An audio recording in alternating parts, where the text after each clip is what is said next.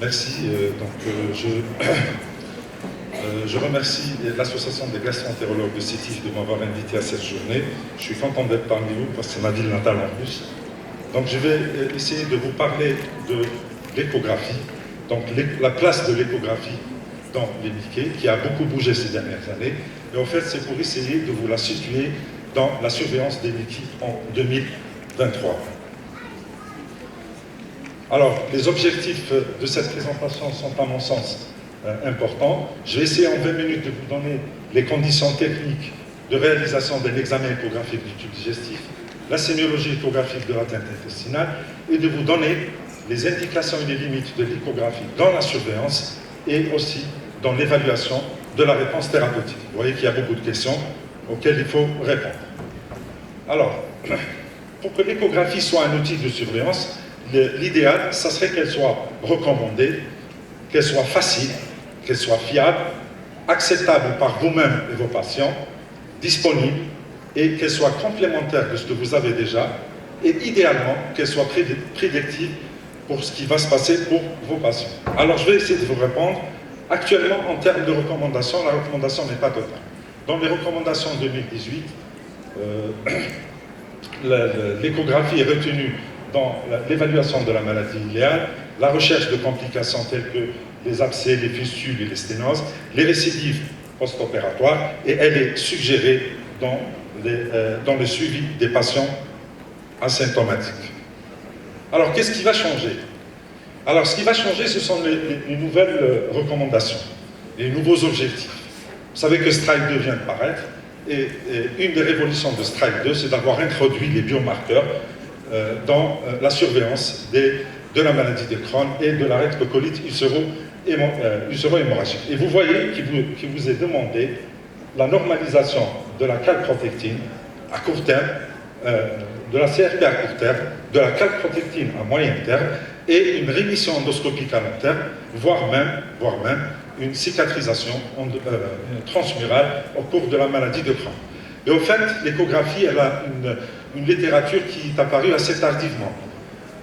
Vous avez pour la réponse clinique, les premiers papiers sont apparus en 2018, pour les biomarqueurs en 2020, mais pour l'échographie, c'est très récent, c'est du 2022, et c'est ce qui va faire que les recommandations vont peut-être changer.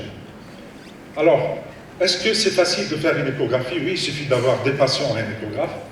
C'est un examen qui n'est pas irradiant, qui ne coûte pas cher, mais qui donne la majorité des anomalies pariétales que l'on rencontre, quel que soit le stade de la maladie. Bien sûr, cette échographie, vous pouvez la placer dans la case surveillance, optimisation ou complications. Elle a des limites. Vous savez que le grêle proximal est mal exploré en échographie et le rectum également parce qu'il est profond. La deuxième limite que vous connaissez tous, l'échographie n'est pas facile chez les patients obèses ou alors trop maigres. Et il faut savoir qu'environ 10% des patients vont être difficiles à explorer. Alors, l'évolution technologique, je dis un mot parce que ça a facilité l'examen. Quand vous prenez les échographes des années 2010, il y avait à peu près une vingtaine de pré-réglages à faire. Donc, étalonner un appareil des années 2010, ce n'est pas une mince affaire. En 2021, les échographes sont très faciles à utiliser. Vous avez 3 touches. La profondeur, le zoom, et une touche qui est magique que tout le monde aime. Quand vous faites un examen, vous êtes un peu perdu, l'imaginez pas bien, vous faites une mise au point automatique et votre image devient correcte. Donc les échographes actuels sont beaucoup plus faciles à piloter. Alors, quels sont les impératifs quand vous faites un examen du tube digestif? Le premier problème qui va se poser, c'est la présence de gaz digestif. Pour cela, comment on va faire? On va essayer de comprimer un petit peu avec la sonde pour chasser les gaz et diminuer la distance entre la sonde et l'anse explorée. En imagerie digestive, on va utiliser des sondes superficielles, c'est avec fréquence variable, allant de 7,5 à 10 MHz. Vous savez que maintenant la sonde superficielle peut aller jusqu'à 20 MHz. On utilisera aussi des sondes profondes, et rappelez-vous, le grêle proximal et le rectum qui sont assez profonds, on ne les verra certainement pas avec une sonde superficielle.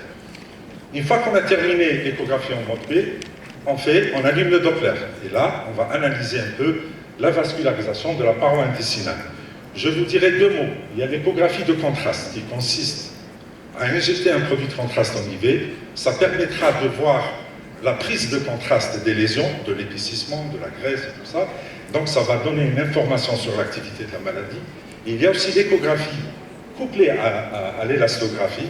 Et ça, c'est très important parce que ça va étudier l'élasticité de la paroi et ça va jouer un grand rôle dans les sténoses fibreuses. Il faut savoir que ce sont deux techniques qui ne sont pas encore validées. Comment on fait l'examen? Donc, on va balayer toute la cavité abdominale. Pour le côlon, on va aller du pelvis, donc de la projection du rectum en périphérie jusqu'au bas fond sécal, en passant par l'appendice. Et pour le grêle, on va aller le long de la racine du mésentère et on va dérouler le jejunum, l'iléon, la dernière anse, jusqu'à la valvule iliosécale. Alors on reconnaît parfaitement l'iléon par son plissement espacé et le jejunum par son plissement qui est important, ce sont les valvules connivantes. Ici vous avez une coupe qui vous montre un peu le bas fond sécal, la valvule iliosécale et la dernière anse, donc il faut arriver jusque là. Alors le côlon, c'est un peu difficile quand il y a beaucoup de gaz. Regardez ici ce côlon qu'on explore et vous voyez cette image hyper électrogène avec la réverbération qui correspond à la présence de gaz. Mais quand il y a moins de gaz, on voit parfaitement la paroi colique. Il faut balayer le sigmoïde, c'est important. Vous avez ici un épaississement sigmoïdien avec un déverticule qui contient une calcification. Et il faut terminer l'analyse par l'appendice, qui est une image en coca. Sachez que l'appendice, on le voit sain dans 80% des cas, qui est une image en coca, qui ne doit pas faire plus de 6 mm. Alors, donc les maladies inflammatoires chroniques de l'intestin, c'est le crâne, c'est la rectocolite ulcéro-hémorragique. Alors, sur le plan topographique, dans le crâne, l'atteinte, elle est discontinue, elle touche le côlon, le grêle, voire même tout le tube digestif. Et dans la rectocolite ulcéro-hémorragique, l'atteinte, elle est continue. Elle débute au niveau du rectum et du côlon gauche. Qu'est-ce qui se passe au niveau pariétal? Alors, au niveau pariétal, pour le crâne, on va avoir un épaississement pariétal avec des ulcérations qui sont profondes, creusantes. Il va y avoir une modification de l'environnement de l'anse digestive. Ça sera l'épaississement de la graisse, donc la scléroligomatose, les fistulles et les abcès qu'il faudra systématiquement rechercher. Dans la rectocolite ulcéro-hémorragique, l'atteinte, elle est superficielle, elle touche la muqueuse. Ce sont des ulcérations superficielles et il n'y a pas de modification de l'environnement digestif. Alors, la démarche diagnostique, vous le savez tous, c'est un faisceau d'arguments, on va passer. Alors, je vais insister sur l'argument radiologique et l'échographie, puisque c'est le sujet de ma question. Donc, il faut savoir que la paroi intestinale, à l'échographie, va apparaître comme ça, comme une succession de plusieurs couches, la muqueuse, la sous-muqueuse, la musculeuse et la séreuse. On parle d'un aspect stratifié. Et dans la vraie vie, toute cette épaisseur-là correspond à peu près à 0,8 à 1 mm d'épaisseur en temps normal. Donc c'est un peu la limite de la résolution échographique. Mais quand on a une maladie inflammatoire chronique de l'intestin, c'est beaucoup plus facile parce qu'il va y avoir un épaississement qui va faire qu'on pourra le mesurer et donner sa valeur exacte. Et c'est un épaississement qui est hypoïpogène, avec perte de l'aspect stratifié dont je vous ai parlé. Et il y aura une dédifférenciation. C'est ça, la dédifférenciation, c'est la perte de l'aspect stratifié et l'existence d'ulcération. Vous avez ici une paroi épaissie avec une ulcération, attention, je ne marche pas,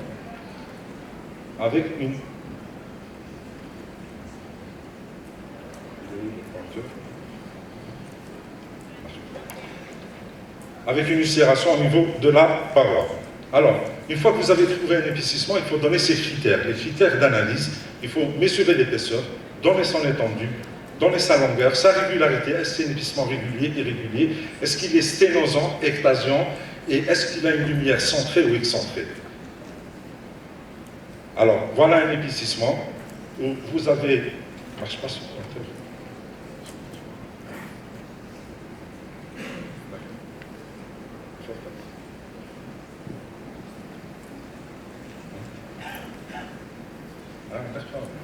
Non.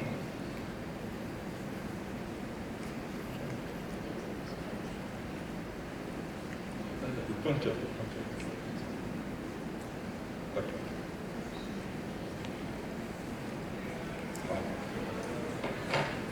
Donc voilà un épaississement. Je vous ai parlé de l'aspect stratifié. Et quand on a un épaississement, il devient hypohypogène avec un aspect avec une perte de la stratification. Ici, vous avez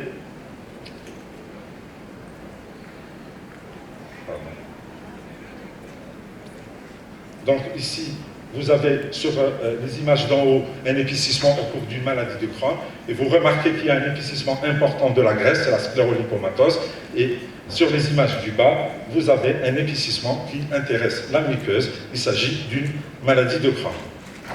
Alors, les anomalies péridigestives, je vous ai dit tout à l'heure, c'est les modifications de la graisse péridigestive qui va devenir épaisse, hétérogène, c'est la sclérolipomatose, c'est la présence de fissures, d'abcès qui se voit essentiellement dans la maladie de Crohn ou dans la sigmoïdite, et la présence d'adénopathie. Voici la sclérolipomatose, où on voit parfaitement ici l'épaississement de la graisse avec une atteinte transmurale ici. Alors, les fistule, il faut systématiquement les rechercher, on les voit bien en échographie. Vous voyez ici une anse à paroi hypoïcogène avec perte de l'aspect stratifié, une grosse ulcération ici. Vous avez ces images hypoïcogènes linéaires, ce sont des fissures mésentériques bords. Une autre fissure ici, que vous voyez ici. Et il faut savoir que la sensibilité de détection des fissures